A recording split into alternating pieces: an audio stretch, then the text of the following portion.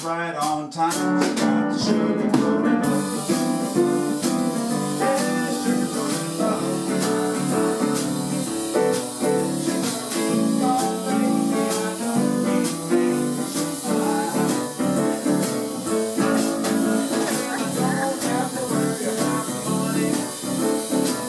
Gene's originally from St. Louis.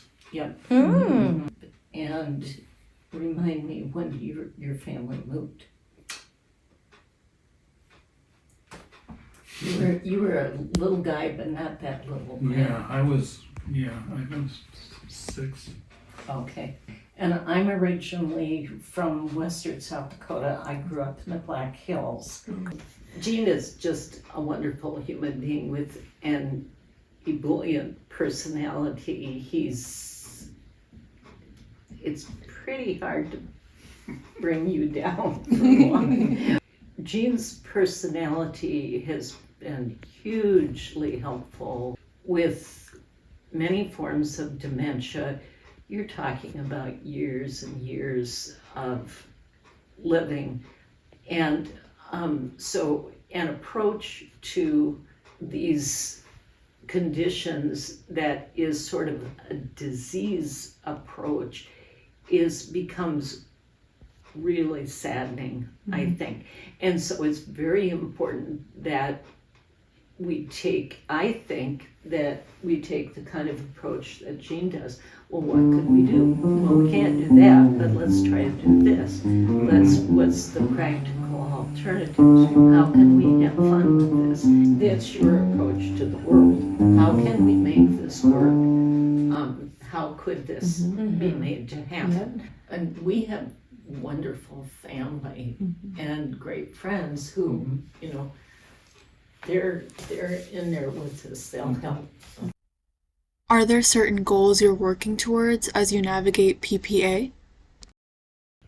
Because Gene was in the music business, we were fortunate to know just innumerable musicians who were playing with disabilities, brain damage, stroke, Alzheimer's, and kept playing. Any advice for those with a recent PPA diagnosis? Get on it, because the more you do, the more you get things done. We realized that we adopted technology right away. We started using the iPad, and I think it would be much more difficult for you to start using that now if it was completely brand new. Oh, yeah. And now it's routine. Mm-hmm. So you need to plan today for what you want to be able to do 5 years from now, Right. 10 years from now. What stage of your PPA journey are you at now? How are you doing? I used to be the guy that I just rolled over everybody. Because I had so many stories and all this kind of stuff. Because when you're in business, you need a lot of stories. So anyway, so I've slowed down a little bit because the things aren't working the same the way they have. But it's actually still much better than it has been. So, I'm feeling pretty easy. This is going to be kind of just a piece of cake. But you're still really witty. And a quick comment, and as you say, Carly, supportive and friendly, and never cruel. Nope. No.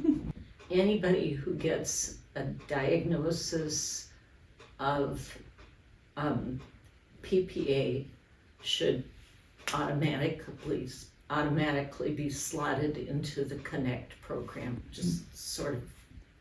And if you can, to scholarship people if you need to, maybe fundraise for scholarships for that. Yep. When we came through the Health Partners Neuroscience Center and Jean had the diagnosis, we were encouraged to take part in the Mindfulness for Caregivers program.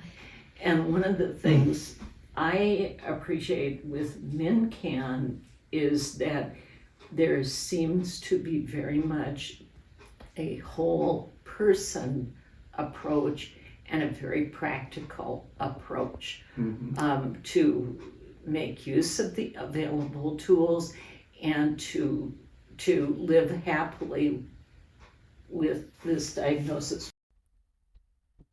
What did you learn from the Staying Connected program?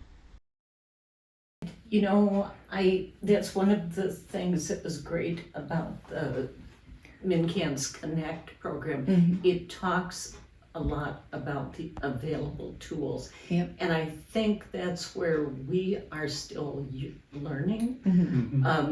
We've been big iPad users. We got Sure. iPads when we retired, and we use them daily and listen to audiobooks and Perfect. read the newspaper and all kinds of things on our iPads. But I think there's a lot more to go, which is, there's a lot more for us to learn, which is why MnCAN is important. The other thing that is a goal for us is to help our family and friends to learn some of those supportive communication skills. Yes. We've really tried to include our children, and they're we've got 3 of them living in town, and we're so fortunate, and they're really on board with all of this, so we're really lucky. That's wonderful. What does MnCAN mean to you? Well, I mean, it's a big help. It's a big help. I felt as though we had found our tribe. Yeah. We'd found people who knew what we were talking about. And that's the very first time that's happened. So that was huge for both of us. Yeah.